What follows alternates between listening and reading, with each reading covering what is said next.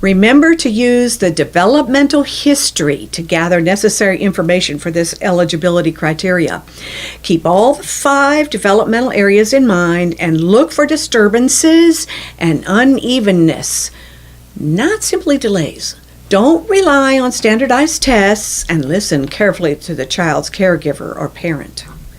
While this criteria area is deemed optional under the Missouri State Plan, it's essential for differentiating autism from emotional disturbance. According to the research, the age of onset of autism spectrum disorders is in the early period of birth to about 3 years. I gave you a little more leeway than that when I started this section. This is considerably earlier than the age of onset for any kind of emotional disturbance. Autism is not amenable to drugs, is neurophysiological in nature, and is lifelong.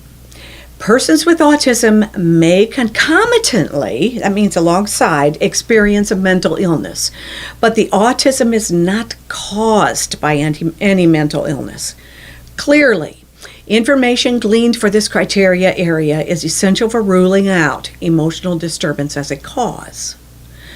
An evaluation for determining eligibility for special services under the category of autism is a snapshot click of the child.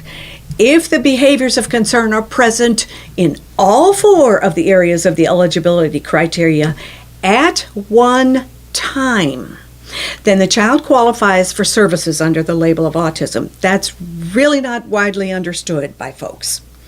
This is an often misunderstood concept.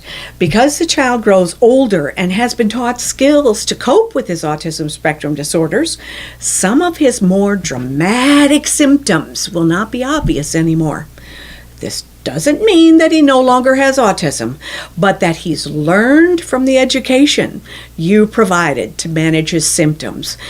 Isn't that wonderful? You can prove you did something to help him out.